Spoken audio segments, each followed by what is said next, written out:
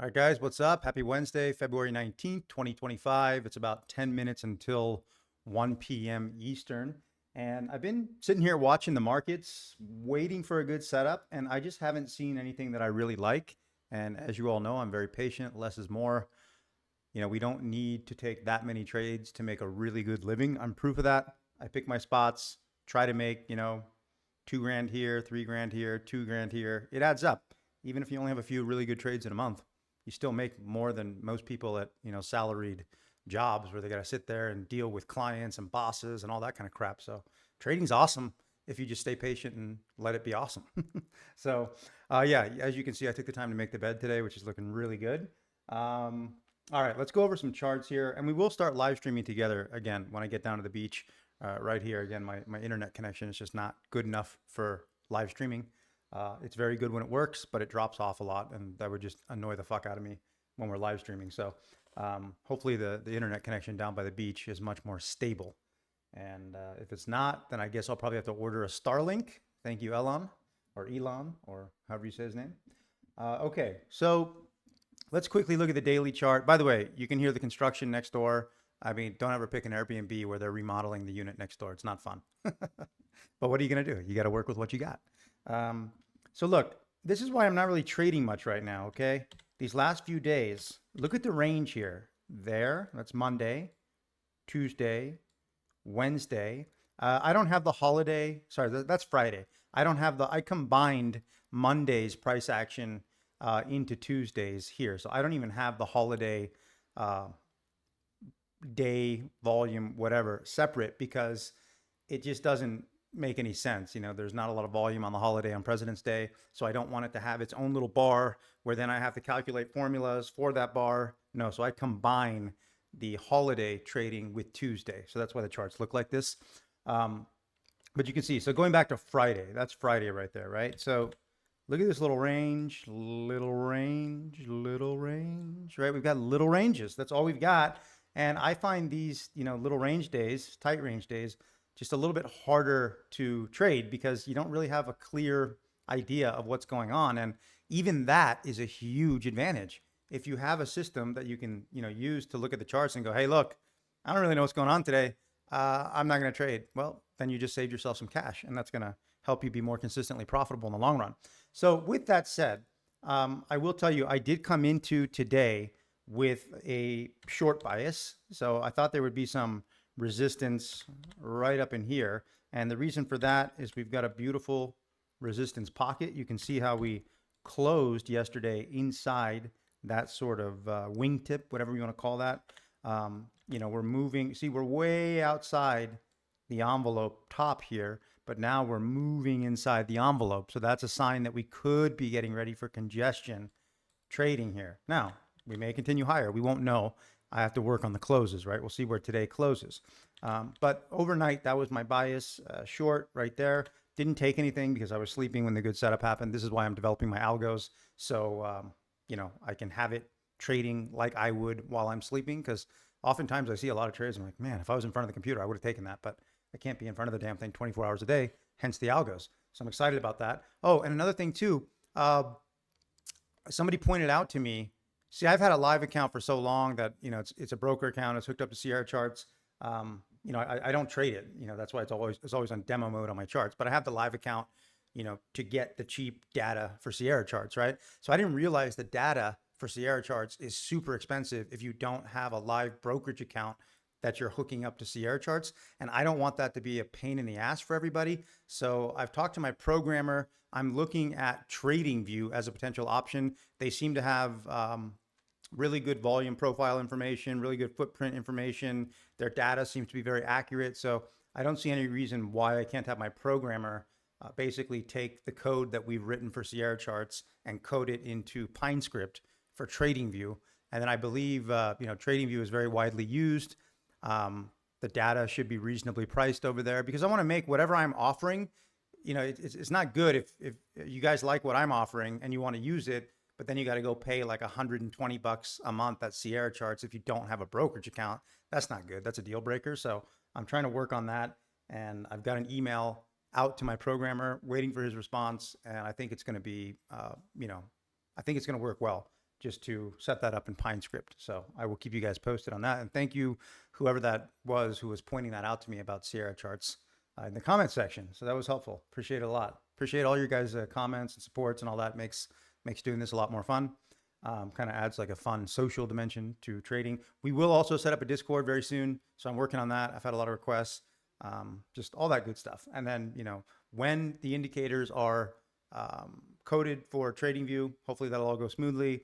And then I'll put the course together. We'll have the indicators easily accessible. And then we can have Discord, you know, we can, you know, do live streaming together. We can do all kinds of fun stuff. So I'm excited about it. It's just going to take me some time to pull it together. Excuse me. I just had breakfast. What time is it? Yeah, it's 11 o'clock. No, it's almost noon here in Costa Rica. So I had breakfast, pretty late breakfast. I was trying to like do some fasting and yeah, it worked. It was nice. All right. So back to these charts. Sorry, just giving you guys updates while we're doing analysis. So I don't like these small range days here.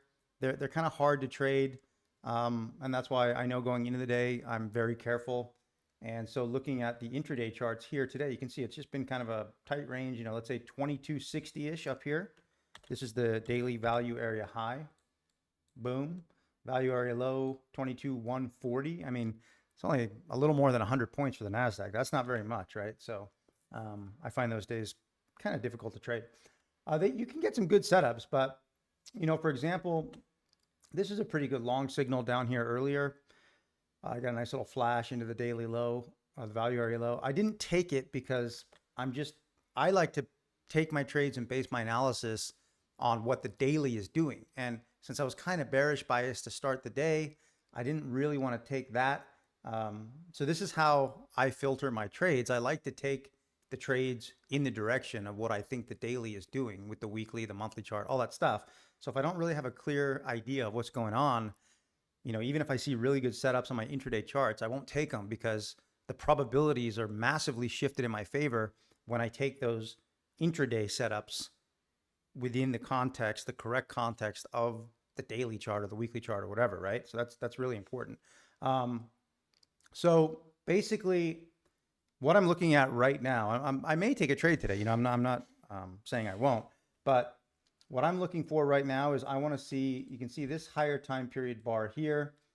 You've got about 20,000 contracts traded.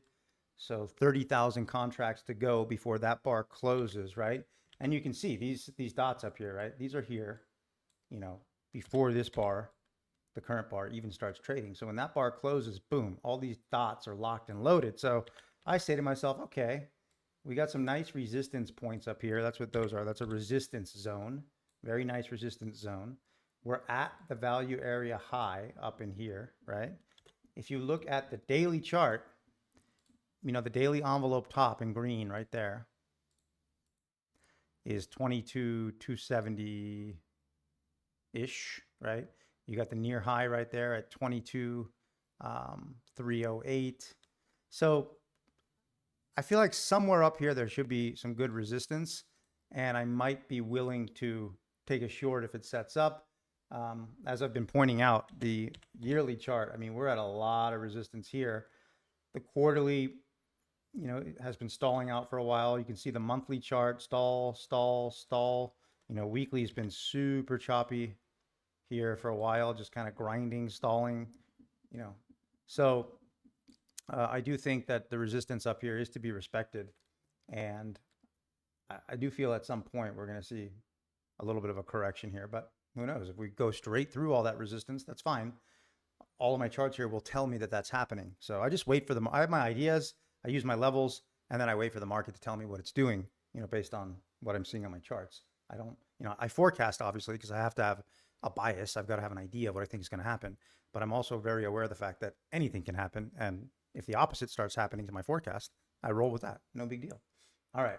So what I'm looking for here is I want to see, as this is pushing up here on the higher time period chart, I want to see if the lower time period over here respects that resistance area, you know, at the value area high for a potential move, you know, back down to at least the point of control right in here.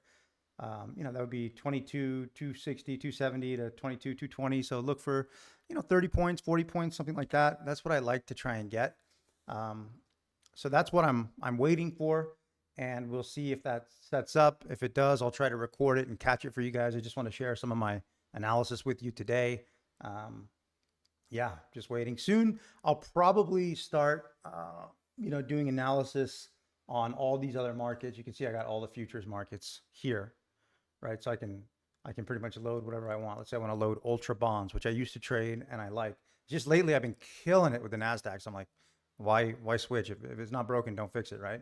But with that said, you get a lot of other really good patterns on different markets that, while the NASDAQ's not clear right now, there could be another market that's offering a lot of clarity to trade, right? So I haven't looked at ultra bonds in a while, but even check this out, like right here, this little move right here, this daily bar, just pushing up and this is just a beautiful situation. I mean, look at that yellow dot. It's right above the close, locked and loaded, baby.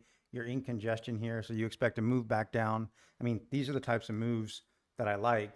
And when we look at all the markets, it really stacks the odds in our favor. With that said, I've just been trading the NASDAQ lately because why not? It's working. But on a day like the last few days, and the NASDAQ's not really giving me a whole lot that I like. Yesterday, we almost caught a good one. If you saw that video, I mean, had it not just piled straight through that daily value area low, if it, I was ready to, I mean, I had it correct in terms of the area and the direction back up yesterday. It just broke support more than I liked. And so I didn't take the trade. That's fine. That happens. Yeah. So let's see here. I think there's going to be some resistance up here around the value area high, these dots, but I'm going to watch the lower time period here to see if it confirms it. And I will keep you guys posted. Hope you're all trading well. Any comments, questions, anything in the comment section? I try to get back to all you guys. If I miss one of your comments for whatever reason, just, do a new comment and maybe I'll see it. I try to get to everybody, but the YouTube comments, like for somebody with a channel, you go in and you see the comments, but sometimes there's comments underneath comments and they're like hidden behind a reply and you can't see. So just so you know, I try to get back to everybody. Yeah. All right. Take care, you guys. Cheers. Bye.